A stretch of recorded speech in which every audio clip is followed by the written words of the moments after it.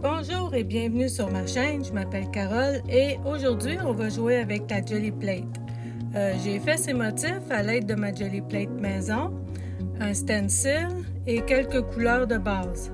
Alors si ça vous intéresse, bien continuez de regarder.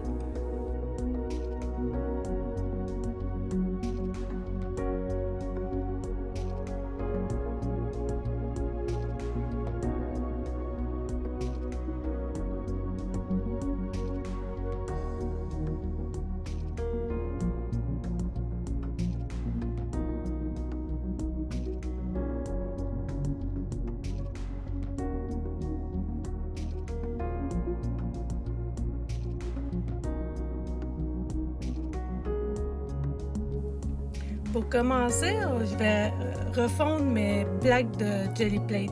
Alors, les premières que j'ai fait, il y en a une qui était un petit peu trop gélatineuse et l'autre est devenue un petit peu trop crasseuse, on peut dire. Alors, je vais les faire refondre dans un poêlon à feu très bas ou dans un bain-marie si vous en avez un. L'important, c'est que ça puisse juste faire fondre la gélatine. Ensuite, on va bien brasser, mais tranquillement.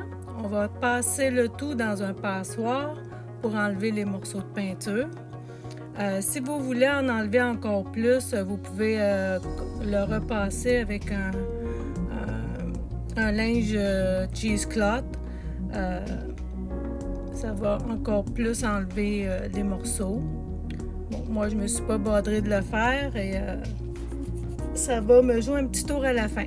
Mais c'est pas grave, moi je peux toujours la défaire et la refaire, ça prend pas beaucoup de temps. Alors comme j'en avais une qui était un petit peu trop gélatineuse, j'ai rajouté 2 cuillères de gélatine que j'aurais dû laisser humecter beaucoup plus longtemps. Elle a fait des grumeaux et j'ai dû en enlever, les écraser tranquillement pas vite. Mais il va en rester. Encore une fois, ça me dérange pas, ça va aller dans le fond de la plaque. Cette plaque de 7 par 9, c'est le dessus justement d'une boîte de biscuits. Quand on l'a fait toute neuve, la recette de Jelly Plate, le fond devient le dessus. Dans mon cas, le fond ne sera pas mon dessus parce que tous les grumeaux et tout les restants de peinture vont se rendre au fond. Et c'est le dessus qui va rester lisse. Donc 10 minutes au frigo, c'est tout ce que ça prend pour savoir si vous avez la bonne consistance.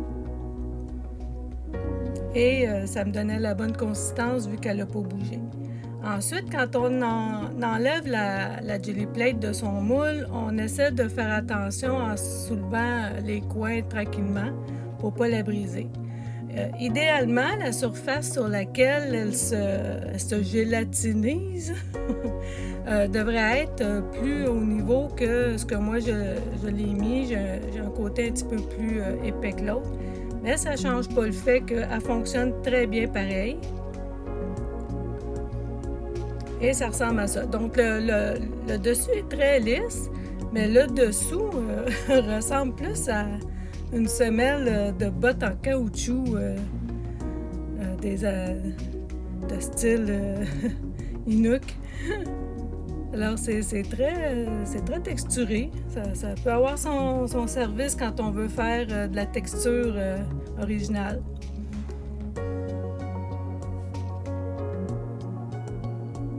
Alors une fois placée sur notre plan de travail, faut un peu la travailler au début pour qu'elle s'habitue un peu à la peinture. Mais des fois, ça risque d'être le résultat qu'on va toujours avoir. Ça dépend toujours aussi de l'environnement, des températures, s'il fait sec ou plus humide.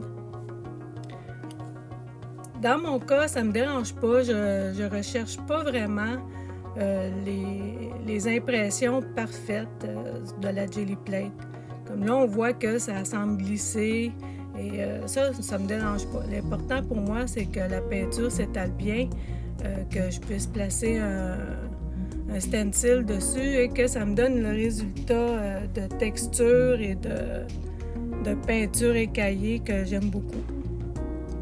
Je m'en sers aussi beaucoup pour couvrir des pages qui ont déjà quelque chose dessus, mais que je ne veux pas nécessairement pouvoir bien lire qu'est-ce qu'il y avait dessus. Alors, c'est là que devient pratique d'avoir la peinture noire ou une peinture foncée opaque. On peut justement bien couvrir des pages qui a déjà quelque chose d'écrit dessus. Puis, on s'arrange avec un stencil plus pâle, une couleur plus pâle pour faire du design dessus.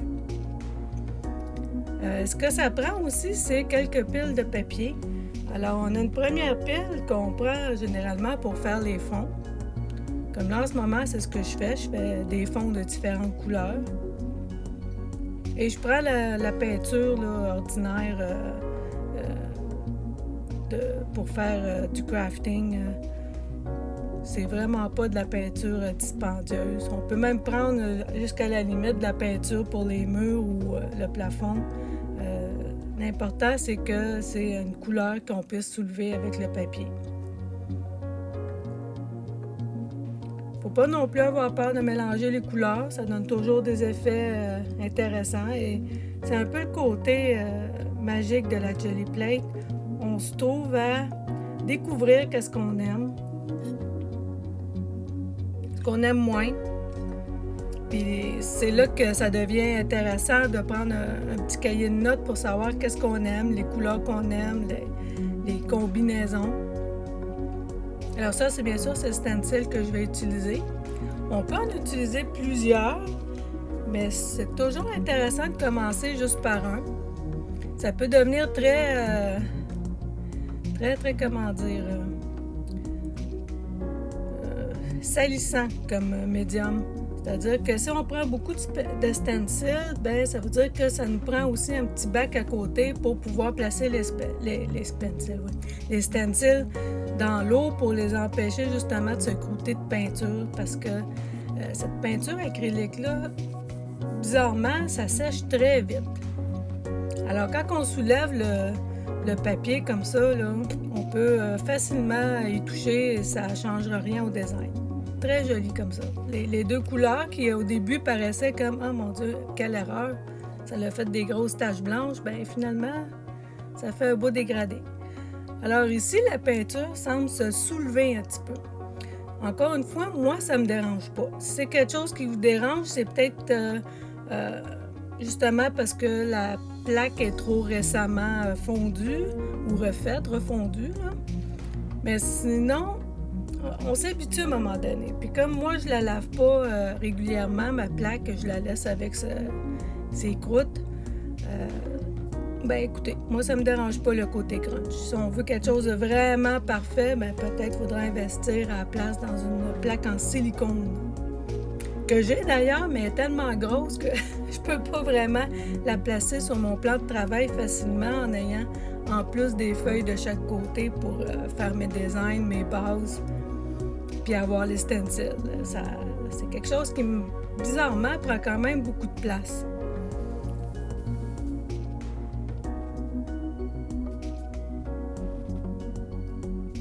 Alors ici, j'essuie le stencil justement sur le dessus de la feuille.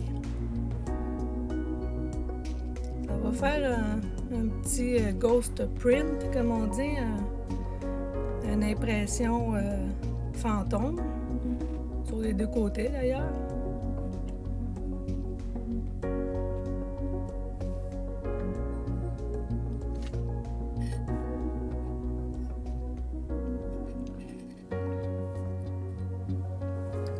Une technique aussi qui est importante avec le rouleau, c'est de le soulever entre chaque passe.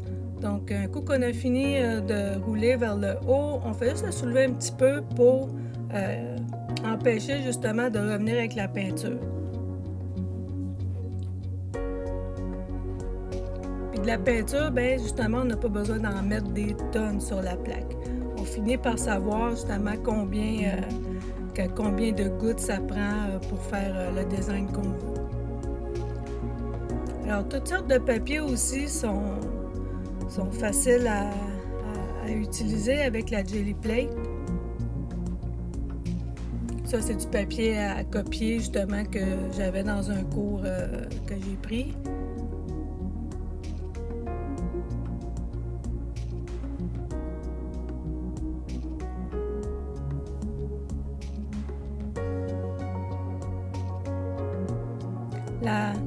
La texture de la peinture aussi, bon, si vous avez des vieux tubes de peinture comme moi, des fois, ça fait ce genre de truc.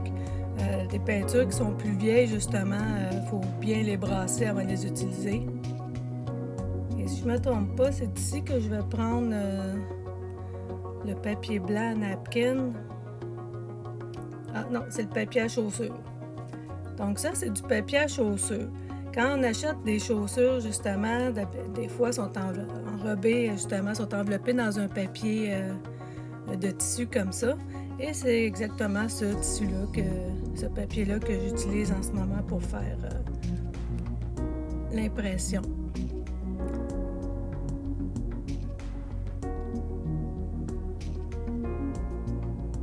Et ce qui est le fun, c'est que ça brise pas le papier, ça s'imprime super bien.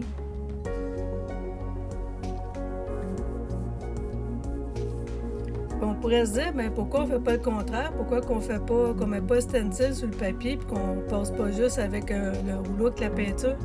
Malheureusement, ça ne donne pas exactement la même affaire. Il y a quelque chose de différent quand on le fait sur la Gelly Plate. La texture n'est pas pareille, l'impression n'est pas pareille.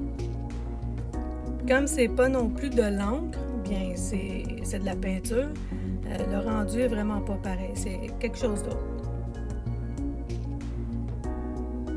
Alors, je vais faire 3 versions, donc une rose, une bleue et une verte.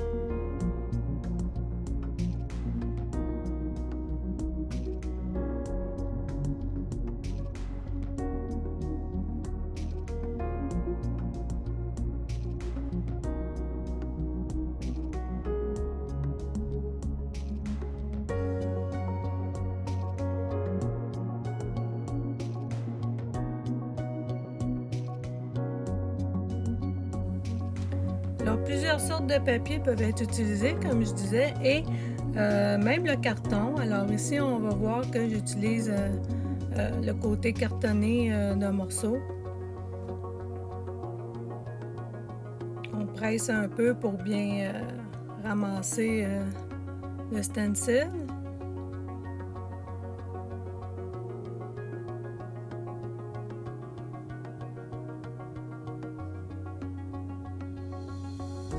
Et moi, je ne fais pas non plus des temps d'attente à l'infini là-dessus. Parce qu'à un moment donné aussi, ça se met à trop coller, puis c'est la Gelly Plate ou le papier qui déchire. Mais on peut voir que ça s'imprime bien pareil. Là, je nettoie un peu mon stencil.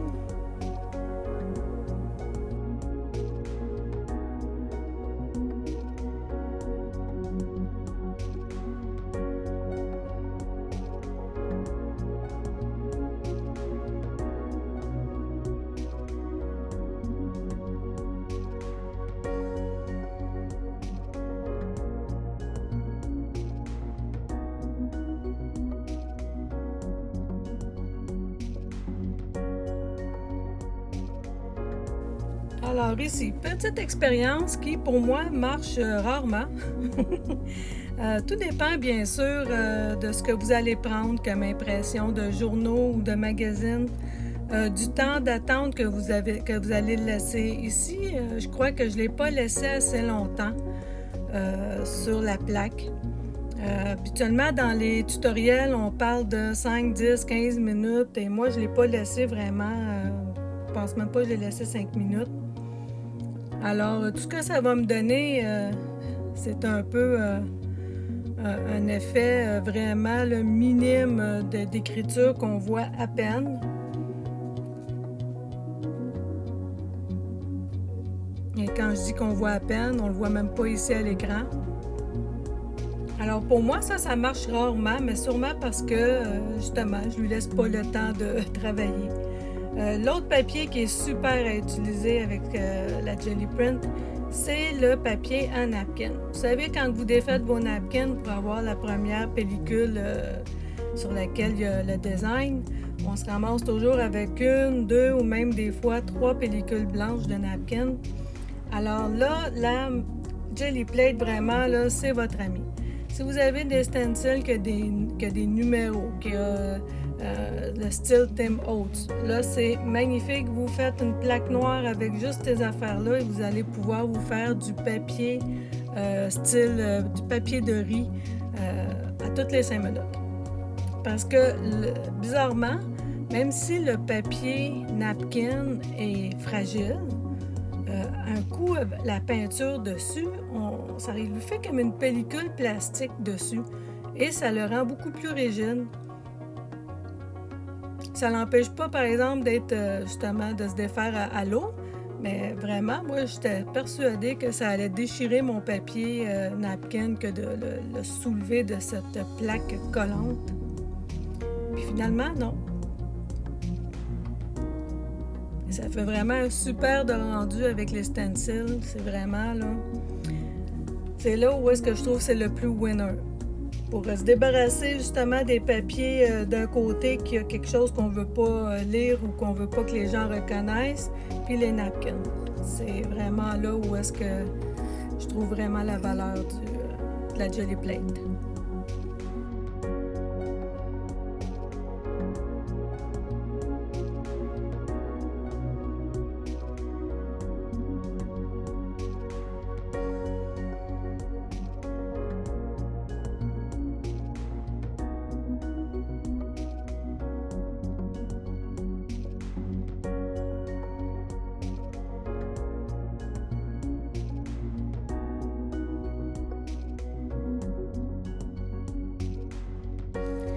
Si vous avez regardé mes autres tutoriels sur, si je ne me trompe pas, j'ai utilisé ce genre de tissu-là qui sert à envelopper les plantes dehors. Je pense que c'est le Traveler's Notebook, le grand carnet de voyage.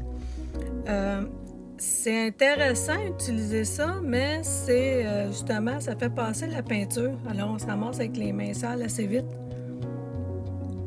Le rendu, dans le fond, le papier, ce qui est le fun, c'est qu'il donne une belle texture, le tissu plutôt. Puis on peut l'utiliser justement pour faire des fonds. Mais quand même, ça l'a bien pris le stencil. Je pensais pas que ça allait le prendre d'ailleurs, vu que ça passe au travers, mais ça l'a pris. Et comme vous voyez, comme je ne m'applique pas non plus à faire des couches de peinture parfaites, ça ne change pas grand-chose pour moi. Comme je vous dis, c'est de l'expérience. Là, je l'ai fait par-dessus le stencil. Alors, en le faisant par-dessus le stencil, j'ai juste pris justement le côté, le détail. Alors, peut-être que sur ce genre de tissu-là, ça aurait été mieux de prendre le restant du stencil. Donc, prendre peut-être le papier napkin pour prendre le détail, puis après ça, enlever le stencil, puis prendre le reste avec le tissu. Ça, vous voyez, c'est là que c'est pratique de l'écrire dans un petit cahier à côté pour savoir qu'est-ce qu'on a fait, qu'est-ce qui a marché, qu'est-ce qu'on a aimé. Les combinaisons de couleurs aussi. Parce que aussi, on se ramasse avec beaucoup de bases à un moment donné, puis il faut travailler plus le côté finition de ce qu'on veut. Surtout quand on a beaucoup d'étampes, de crayons, parce qu'on peut prendre des pastels douces, on peut prendre du graphite, on peut prendre n'importe quoi qui est avec une peinture acrylique, on peut même prendre de l'aquarelle. pour faire des dessins, des marques, dépendamment de ce que vous aimez. Alors ici, on fait un petit récapitulatif de ce qu'on a fait. Vous voyez, comme ces deux-là, c'est des bases que je vais pouvoir terminer. Ça peut servir justement à faire des masterboards. Ça peut servir à simplement couvrir par morceaux une page qui lui manque un petit quelque chose. Faire des clusters. Celle-là est vraiment cute. Moi, je l'aime beaucoup, beaucoup.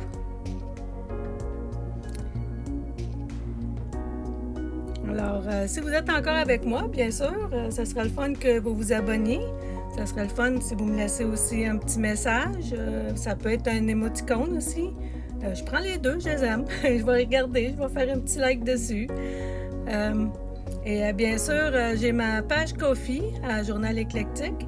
Et j'ai quelques freebies là, pour l'instant. Et j'ai aussi un kit digital, le seul que j'ai. Et j'ai aussi un livre que je vends sur ma page Ko-fi. Alors, merci beaucoup d'avoir partagé ce moment avec moi. J'espère vraiment que ça vous a plu. Moi, j'ai eu beaucoup de plaisir à le faire. J'en ai d'ailleurs utilisé plusieurs jusqu'à date. Et puis, on va se revoir à la prochaine vidéo. Merci, au revoir!